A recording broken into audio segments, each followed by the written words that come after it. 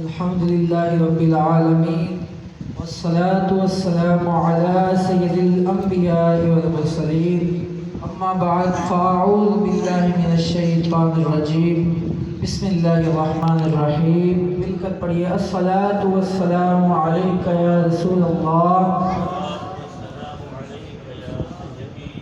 وعلى آلك وأصحابك يا حبيب الله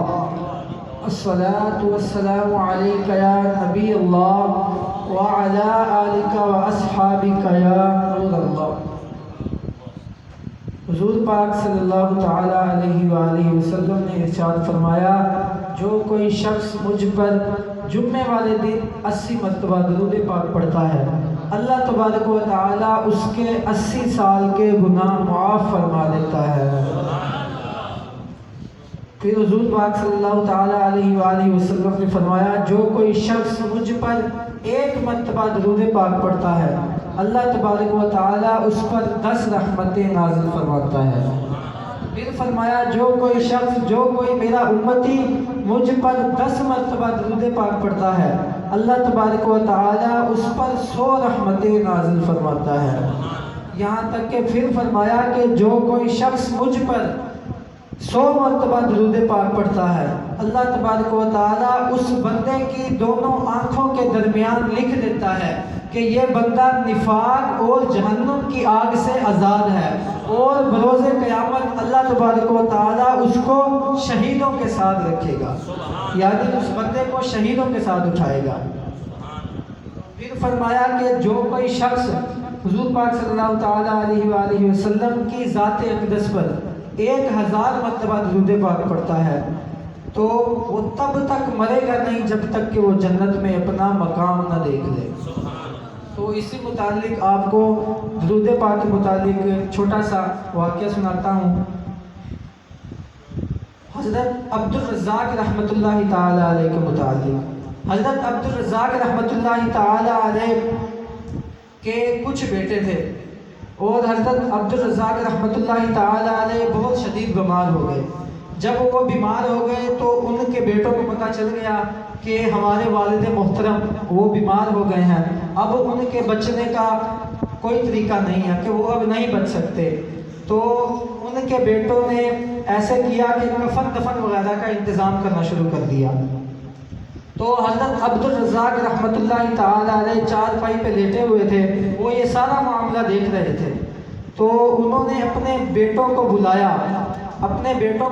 اور کہا کہ بیٹو تم کیا کر رہے ہو؟ انہوں نے فرمایا کہ ابو جان آپ نہ تو چل سکتے ہیں، آپ تو ابھی صرف چارپائی کے اوپر لیٹے ہوئے ہیں، آپ اس وجہ سے ہم نے آپ کا کفن دفن کا انتظام کر دیا ہے۔ تو اس کے ابو جان نے فرمایا کہ بیٹا میرا ابھی موت کا وقت نہیں آیا کہ میں ابھی زندہ رہوں گا، میں ابھی اس دنیا سے نہیں جاؤں گا۔ تو ان کے بیٹوں نے بڑی حیرت سے اپنے ابو سے پوچھا کہ ابو جان آپ تو بہت شدید بیمار ہو، اب ہم حکیم کے پاس بھی آپ کو لے کے گئے، انہوں نے بھی کہا کہ اب یہ نہیں بچ سکتے، تو آپ کیوں کہہ رہے ہیں کہ ابھی میں زندہ رہوں گا، ابھی میں اس دنیا میں رہوں گا؟ تو آپ رحمۃ اللہ تعالی علیہ نے فرمایا کہ میں نے حضور پاک صلی اللہ تعالی علیہ وآلہ وسلم کا ایک فرمان سنا تھا کہ جس نے مجھ پر 1000 مرتبہ درود پاک پڑھا ہے تو وہ تب تک مرے گا نہیں جب تک کہ وہ جنت میں اپنا مقام نہ دیکھ لے۔ تو کچھ دن گزر گئے، ان کے والد محترم نا بالکل ٹھیک ہو گئے، تندرست ہو گئے۔ تو 5-6 ماہ کے بعد پھر ان کے والد محترم بیمار ہو گئے۔ جب بیمار ہو گئے نا تو ان کے بیٹے ان کے پاس آئے، تو انہوں نے پوچھا کہ ابو جان آپ پھر بیمار ہو گئے ہیں۔ تو ان کے والد محترم نے اپنے بیٹوں سے کہا کہ بیٹا اب آپ نا میرے کفن دفن کا انتظام کر دو۔ تو ان کے بیٹوں نے پوچھا کہ پہلے تو آپ نے منع کر دیا تھا، تو اب ہم آپ کے کفن دفن کا انتظام کیوں کریں؟ تو انہوں نے کہا کہ اب آپ میرے کفن دفن کا انتظام کر دو، کیونکہ اب میں نے جنت میں اپنا مقام دیکھ لیا ہے۔ حضور پاک صلی اللہ تعالی علیہ وآلہ وسلم کی یہ حدیث پاک بھی سچ ہے کہ جو کوئی بندہ حضور پاک صلی اللہ تعالیٰ علیہ وآلہ وسلم کی ذات اقدس پر 1000 مرتبہ درود پاک پڑھتا ہے وہ تب تک مرے گا نہیں جب تک کہ وہ جنت میں اپنا مقام نہ دیکھ لے۔ تو درود پاک پڑھنے کے بے شمار فیوز و برکات ہیں۔ ہمیں بھی چاہیے کہ ہم اپنے آقا و مولا حضور جان رحمت صلی اللہ تعالیٰ علیہ وآلہ وسلم کی ذات اقدس پر، ذات بابرکت پر کثرت کے ساتھ درود پاک پڑھیں۔ اور ہم پر 5 وقت نماز فرض ہے، جیسے رمضان المبارک میں ہم پر روزہ فرض ہے، اسی طرح ہم پر 5 وقت نماز فرض ہے۔ اللہ تبارک و تعالیٰ نے یہ 5 وقت کی نماز، یہ پہلے جب حضور پاک صلی اللہ تعالیٰ علیہ وآلہ وسلم اللہ پاک کی بارگاہ میں گئے تب 50 نمازیں تھیں،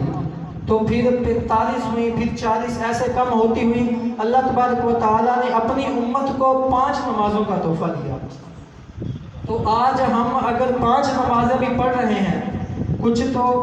بہت خوش نصیب لوگ ہیں جو مسجد میں آ کر باجماعت نماز پڑھتے ہیں، تو اللہ تبارک و تعالیٰ سب کو 5 وقت باجماعت نماز پڑھنے کی توفیق عطا فرمائے۔ اللہ تبارک و تعالیٰ فرماتا ہے کہ جو کوئی شخص فجر کی نماز جماعت سے پڑھتا ہے اور پھر وہ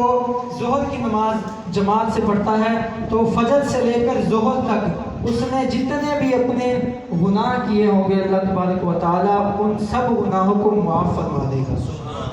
پھر فرمایا کہ جو کوئی شخص ظہر سے لے کر عصر تک نماز پڑھے گا، ظہر کی پڑھ لے گا، پھر اپنے کام کاج جو کچھ بھی کرے گا، پھر اس کے بعد ظہر کی یعنی عصر کی نماز پڑھے گا، تو ظہر اور عصر کے درمیان جتنے بھی اس کے گناہ ہوئے ہوں گے اللہ تبارک و تعالیٰ اس بندے کے نماز پڑھنے کے صدقے گناہ معاف فرما دے گا۔ اسی طرح وہ مغرب کی نماز پڑھے گا، پھر عشاء کی نماز پڑھے گا، اللہ تبارک و تعالیٰ ان کے درمیان جتنے بھی گناہ ہوئے ہوں گے اللہ تبارک و تعالیٰ اپنی رحمت کے صدقے ان سب گناہوں کو معاف فرما دے گا۔ اور جب بندہ عشاء کی نماز پڑھتا ہے اور عشاء کی نماز پڑھ کے وہ سو جاتا ہے گھر میں جا کے، اور جب وہ صبح اٹھ کر فجر کی نماز باجماعت پڑھتا ہے تو اللہ تبارک و تعالیٰ اس بندے کی اس رات کے جتنے بھی گناہ ہوں گے وہ سارے معاف فرما دے گا، اور اس کے نامہ اعمال میں اللہ تبارک و تعالیٰ نیکیاں لکھنا شروع کر دے گا۔ تو آج کچھ لوگ ہیں بہت سارے جو کہتے ہیں کہ میں نماز نہیں پڑھنے جاتا، تو اللہ تبارک و تعالیٰ فرماتا ہے کہ تو کون ہوتا ہے جو نماز پڑھنے نہیں آتا؟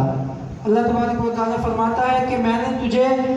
اپنے در پر یعنی مسجد میں بلایا ہی نہیں، میں نے تجھے، میری ناراضگی تجھ سے ایسی ہے کہ میں نے پھر تجھے بلایا ہی نہیں۔ اللہ تبارک و تعالیٰ فرماتا ہے کہ مسجد میں اذان ہو رہی ہے، حی علی الصلاۃ، آؤ نماز کی طرف، حی علی الفلاح، آؤ کامیابی کی طرف، لیکن تو نہیں آیا نماز میں، لیکن تو مسجد میں داخل بھی نہیں ہوا۔ اللہ تبارک و تعالیٰ فرماتا ہے کہ میری ناراضگی تجھ سے ایسی ہے کہ میں نے تجھے اپنے مزار پر یعنی اپنی مسجد پر میں نے تجھے بلایا ہی نہیں۔ تو آج ہم اپنے آپ پر غور کریں کہ اللہ تبارک و تعالیٰ ہم سے ناراض تو نہیں ہے؟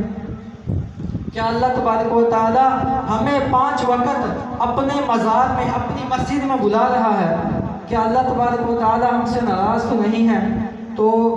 پیارے اسلامی بھائیوں، یہ جتنے بھی گناہوں کے کام ہیں، یہ دنیا فانی ہے، یہاں سب نے چلے جانا ہے، کسی نے بھی نہیں یہاں پہ رہنا۔ جب بندہ فوت ہو جاتا ہے نا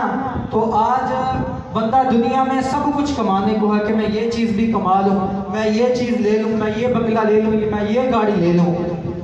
تو جب بندہ قبر میں جائے گا نا تو صرف اس کے لیٹنے کے لیے جگہ ہوگی، اور جو اس کو لباس پہنایا جائے گا نا، آج تو وہ اچھے لباس اچھے کپڑے پہنتا ہے، تو جب وہ قبر میں جائے گا نا اس کو کفن پہنایا جائے گا، سفید لباس پہنایا جائے گا اس کو، اور اس لباس جو لباس ہوگا نا کفن، اس کے اندر کوئی جیب بھی نہیں ہوگی۔ وہ کفن ایسا ہے کہ آپ دنیا کی کوئی چیز بھی قبر میں لے کر نہیں جا سکتے، وہاں پر آپ جو کچھ بھی لے کر جاؤ گے وہ آپ کے نامہ اعمال میں جتنی بھی نیکیاں ہوں گی وہ آپ لے کر جاؤ گے۔ اور یہ رمضان مبارک کا بہت ہی بابرکت، بہت ہی عالی شان مہینہ ہے۔ اللہ تبارک و تعالیٰ اس مہینے میں جو کوئی بھی نیکیاں کماتا ہے اللہ تبارک و تعالیٰ اس مہینے میں اس کا ثواب دگنا کر دیتا ہے، یعنی اگر ایک کوئی نیکی رمضان المبارک کے مہینے میں ایک کوئی نیکی کرتا ہے تو اللہ تبارک و تعالیٰ اس ایک نیکی کو 70 نیکیوں جتنا ثواب عطا فرماتا ہے۔ صرف ایک نیکی کرنے پر اللہ تبارک و تعالیٰ اس کی 69 یعنی 69 نیکیاں اللہ تبارک و تعالیٰ اس کی بڑھا دیتا ہے اور اس کو 70 نیکیوں جتنا ثواب عطا فرماتا ہے۔ اور یہاں تک کہ بلکہ اللہ تبارک و تعالیٰ اس بندے کو 70 نیکیوں جتنا ثواب عطا فرماتا ہے، اور اگر وہ بندہ ایک گناہ کرتا ہے تو اللہ تبارک و تعالیٰ اس کو 70 گناہوں جتنا گناہ عطا فرماتا ہے۔ تو ہمیں بھی چاہیے کہ ہم زیادہ سے زیادہ اس مہینے کا ادب و احترام کریں، اس مہینے میں زیادہ سے زیادہ نیکیاں کمائیں۔ اللہ پاک سے دعا ہے کہ جو کچھ بھی میں نے پڑھا سنا اللہ پاک اپنی پاک بارگاہ کے اندر قبول و منظور فرمائے اور ہمیں مسجدوں کو آباد کرنے کی توفیق عطا فرمائے۔ آمین بجاہ نبی العامین صلی اللہ تعالی علیہ وآلہ وسلم۔